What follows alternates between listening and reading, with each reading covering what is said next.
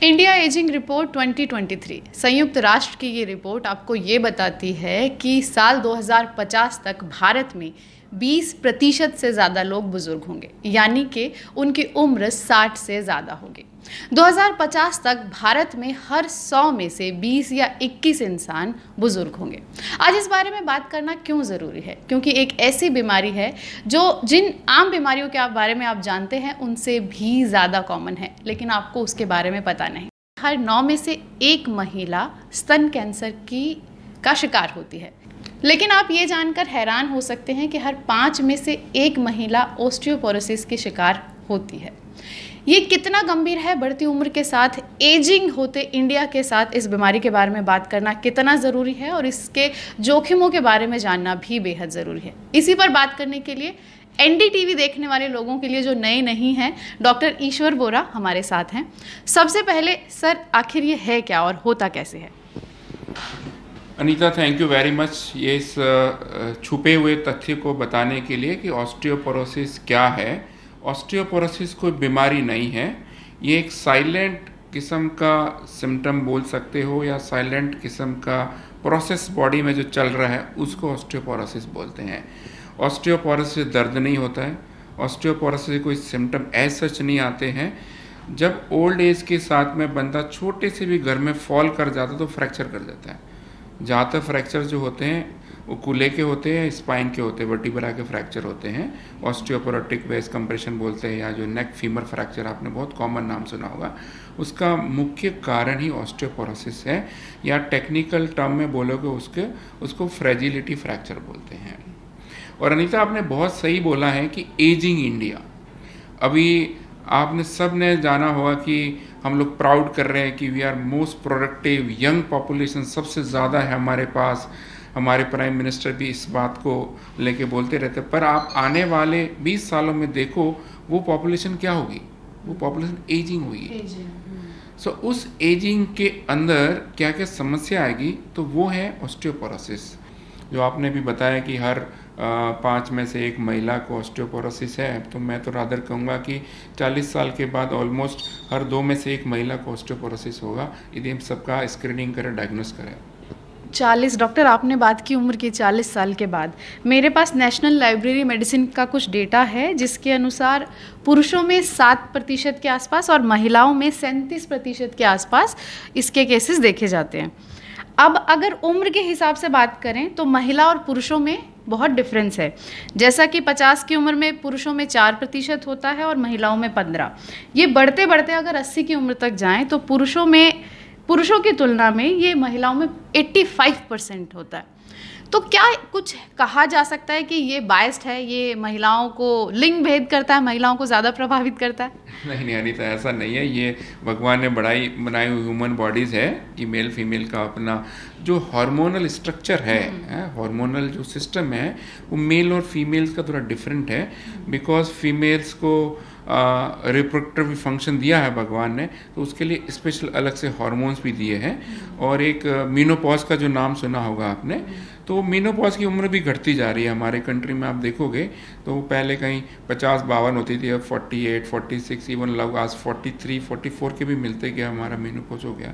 सो menopause एक ऐसी अवस्था है जहाँ पे बोन मेटाबॉलिज्म सिग्निफिकेंटली डिस्टर्ब होता है। डॉक्टर, आपने बात की मीनोपॉज की, तो मीनोपॉज और ऑस्टियोपोरोसिस में क्या संबंध है, क्या रिलेशन है इन दोनों के बीच में? ये बहुत ही सटीक सवाल है आपका अनीता। ऑस्टियोपोरोसिस और मेनोपॉज के अंदर डायरेक्टली प्रोपोर्शनेट का रिलेशन है, क्योंकि मेनोपॉज होते ऑस्टियोपोरोसिस सेट इन हो जाता है। मेनोपॉज एक ऐसी अवस्था है महिलाओं की जिसके अंदर उनके मेंसेस आना बंद हो जाते हैं। वो क्यों बंद हो जाते हैं? बिकॉज बॉडी के अंदर हार्मोन का बैलेंस भगवान ने जैसे सिस्टम बनाया, जैसे बंद हो जाएगा तो मेंसेस बंद हो जाए, उसको मेनोपॉज बोलते हैं। तो मेनोपॉज होने से जो हार्मोन्स मेंसेस को मेंटेन कर रहे थे, वही हार्मोन्स आपके बोन मेटाबॉलिज्म में सिग्निफिकेंट रोल अदा करते हैं। तो वो हार्मोन जैसे कम हो जाते हैं, उनका फंक्शन कम हो जाता है, तो बोन मेटाबॉलिज्म डिस्टर्ब हो जाता है। तो ब्लड के अंदर कैल्शियम की मात्रा को मेंटेन रखने के लिए आपकी बोन का एब्जॉर्प्शन बढ़ जाता है। तो बोन खोखली हो जाती है, तो उसको ही ऑस्टियोपोरोसिस बोलते हैं। इसलिए मेनोपॉज के साथ ही ऑस्टियोपोरोसिस का सीधा रिश्ता है। ओके, तो अगर हमें पता है कि ये इतने क्लोजली कनेक्टेड हैं, कुछ ऐसी चीज़ें हैं जिन्हें करके आप बिफोर मेनोपॉज आप तैयार हो सकें कि इस परेशानी से आप बच सकें, या ये होना ही होना है? ये वैसे तो होना ही होना है, पर इसको 100% आप प्रिवेंट कर सकते हैं। इसकी सीवियरिटी को, इसके सेटिंग को हम रोक सकते हैं, डिले कर सकते हैं, और इसके जो कॉम्प्लिकेशन होते हैं, जो कि मैंने बताया हिडन चीज़ है ये, उसके डायरेक्ट कॉम्प्लिकेशन होते हैं, वो 100% अवॉइड कर सकते हैं आप। तो सबसे पहला जो काम है वो है एजुकेशन का, अवेयरनेस का। जो भी फीमेल का हार्ट है बिटवीन 40 से लेके 50 का बीच का, जो कि आज नहीं तो कल इस अवस्था में आने वाली है, उनको मेनोपॉज के बारे में सारा कुछ पता होना चाहिए। वो कब होएगा, कैसे होएगा, उसके क्या सिम्टम होंगे, उसे क्या साइड इफ़ेक्ट हो सकते हैं बॉडी में, उसको समझाना पड़ेगा, उनको समझना पड़ेगा, एजुकेट करना पड़ेगा। तो ये करने से वो लोग अपना प्रिवेंशन ले सकती है। कैसे ले सकती है? आजकल आपकी गायनेकोलॉजिस्ट से कंसल्ट करोगे, ऑर्थोपेडिक से करोगे, फिजिशियन से करोगे, तो मेनोपॉज के बदले में आपको हार्मोन थेरेपीज होती है, adequate calcium vitamin D supplements होते हैं, अपना रिहेबिलिटेशंस है, रेगुलर एक्सरसाइजेस है, योगा है, और डाइटरी सप्लीमेंट्स कैसे लेने हैं, कैल्शियम रिच है, विटामिन डी, ये सारी चीज़ें करोगे तो मैं 100% श्योर हूँ कि आप इससे बच सकते हो। क्या ऑस्टियोपोरोसिस फैमिली में रन करती है? ऑस्टियोपोरोसिस जनरली फैमिली में रन नहीं करता, ये सेनाइल डिजीज़ है, मतलब एज रिलेटेड डिजीज़ है। पर ये फीमेल्स के अंदर तो आप फैमिली कह सकते हो, बिकॉज सबको ही होता है, तो it is a family also, you can say, but this is a senile problem. तो डॉक्टर, आपने बताया कि सिम्टम्स आते नहीं हैं, तो कोई कैसे समझे कि वो ऑस्टियोपोरोसिस की तरफ बढ़ रहा है? ये सबको मान लेना है कि ऑस्टियोपोरोसिस होना ही है, ये आपको समझ लेना है कि ऑस्टियोपोरोसिस होना ही है। जैसे आपके बाल सफ़ेद होते हैं, आपकी स्किन पे झुर्रियाँ पड़ती है, तो कोई कहता थोड़ी, पर पता आपको मेरे बाल सफ़ेद आते, तो कोई बंदा डाई करता है अच्छा दिखने के लिए। तो जब बंदा बालों को मेंटेन करने के लिए डाई कर सकता है, सैलून में हज़ारों रुपए खर्च कर सकता है, तो सिंपल बोन की हेल्थ के लिए क्यों ना हम अवेयर होए, जो कि हमारा कोर स्ट्रक्चर है, जिस पे आप चलते हो, आप पोस्चर मेंटेन करते हो, अच्छे दिखते हो, बाकी चीज़ तो सेकेंडरी है। डॉक्टर, आपने बताया कि ये एक तय समय पर होना ही है, हो सकता है कि सीवियर हो या कम आपको हो। क्या कितनी तरह का होता है ये, सबसे पहले ये समझ लेते हैं ताकि आगे की चीज़ें और हमें क्लियर हो सके। ऑस्टियोपोरोसिस सबसे पहला जो समझने की जरूरत है वो senile osteoporosis.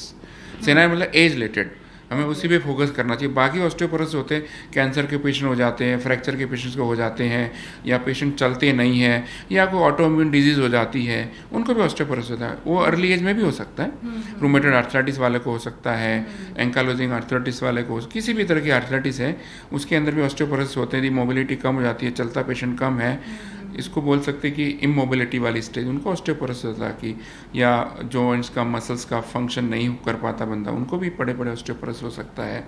Bed ridden patient को हो सकता है। सो अभी हम इन चीज़ों को नहीं करेंगे, बिकॉज वो तो आपका जो ट्रीटिंग फिजिशियन है वो मैनेज कर लेता है। पर जो हम उस पॉपुलेशन को समझाना चाहते हैं कि इनको कोई पता ही नहीं है, सिम्टम ही नहीं है, उनकी अवेयरनेस बहुत ज़रूरी है, तो वो सेनाइल ऑस्टियोपोरोसिस है। तो मैं यही कहूँगा कि हमें सेनाइल ऑस्टियोपोरोसिस पे ही फोकस करना चाहिए। डॉक्टर, आपने बताया कि कोई सिम्टम, किसी तरह का लक्षण आपको इसमें पता नहीं चलेगा, तो डायग्नोज कैसे करें? जी अनीता, इसमें ऐसा है कि सिम्टम तो मेजरली कुछ नहीं होता। किसी किसी पेशेंट को जनरल फटीग बोल सकते हो, थकान ज़्यादा होना, बॉडी के अंदर एनर्जी का कमी होना, ये सिम्टम हो सकते हैं, पर वो वेग सिम्टम है, तो कोई भी पेशेंट ज़्यादातर इसको आइडेंटिफाई नहीं कर पाता। तो इसलिए हम ये बोलते हैं कि कोई सिम्टम नहीं होता इसका। पर यदि इस तरह के सिम्टम के साथ भी पेशेंट आता है तो उसको जो आपका फिजिशियन है, सर्जन है, वो स्क्रीन कर सकता है। डायग्नोसिस करने के दो तरीके, सबसे पहला होता है हिस्ट्री, एज और जेंडर। फीमेल पेशेंट है और एजिंग आपका 45 बियॉन्ड है और कुछ वेग सिम्टम है, तो डेफिनेटली उसकी स्क्रीनिंग करनी चाहिए। सो यदि मैं मोटे तौर से बोलूँ इसको सिंपल करने के लिए कि मीनोपॉज के अराउंड सबको स्क्रीनिंग करवा लेना चाहिए, तो डायग्नोस हो जाएगा। और डायग्नोसिस कैसे करते, बहुत ही सिंपल टेस्ट है। एक अल्ट्रासोनिक गाइडेड बीएमडी होती है और एक डेक्सा स्कैन होता है। तो डेक्सा स्कैन इसका डेफिनेटिव डायग्नोसिस है, और आप बॉडी में चाहो तो थोड़ा कैल्शियम पैरामीटर या पैराथायराइड हार्मोन देख सकते हैं, विटामिन डी लेवल देख सकते हैं, वो सेकेंडरी सपोर्ट सिस्टम है उसका डायग्नोसिस करने का। तो DEXA scan is gold standard for the diagnosis of osteoporosis. उसके अंदर एक टी स्कोर को लेबल किया जाता है।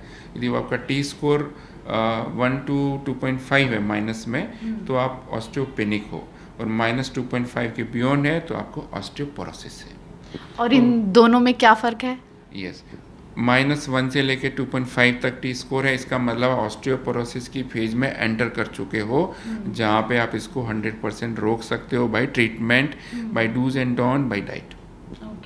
-2.5 पे आया है तो उसको एज ए थेरेपेटिक ट्रीट करना चाहिए। तो मतलब रोका जा सकता है, ऐसा नहीं है कि इसे रोकने से। इसके लिए किस तरह के इलाज मौजूद हैं? इसके लिए आपको मेजरली ट्रीटमेंट को हम 3 भागों में डिवाइड कर सकते हैं: मेडिकल ट्रीटमेंट, फिजिकल थेरेपी और लाइफस्टाइल मॉडिफिकेशन।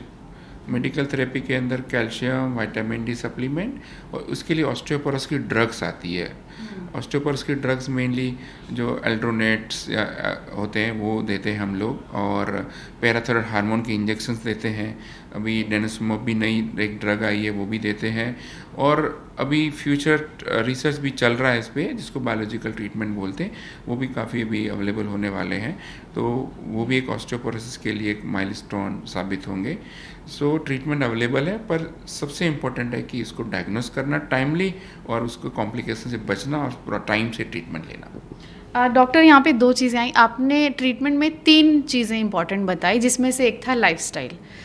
तो लाइफस्टाइल में किस तरह के इम्प्रूवमेंट्स किए जाने बहुत ज़रूरी हैं ताकि आपकी बोन्स स्ट्रांग रहें और आप ऑस्टियोपोरोसिस जैसी समस्याओं से का असर कम कर सकें? बच तो नहीं सकते, आपने बताया, उसका असर कम कर सकें।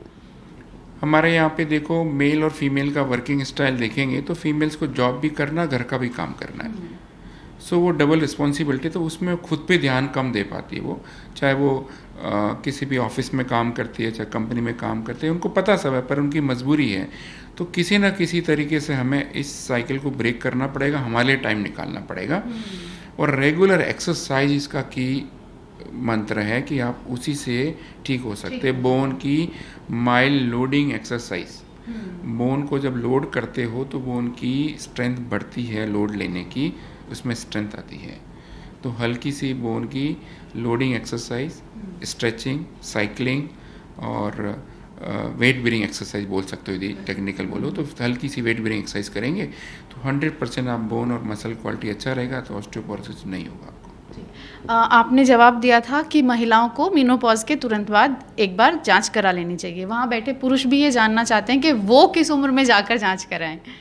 अनीता, आपने बिल्कुल सही बोला। ऐसा नहीं कि पुरुषों में नहीं है, बिकॉज ये सारे के सारे इफेक्ट पुरुषों पे हैं, एक्सेप्ट द जेंडर का जो है भगवान ने जो बनाया मेनोपॉज वाली अवस्था, तो फीमेल्स में होता है सेम, उसको एंड्रोपॉज बोलते हैं।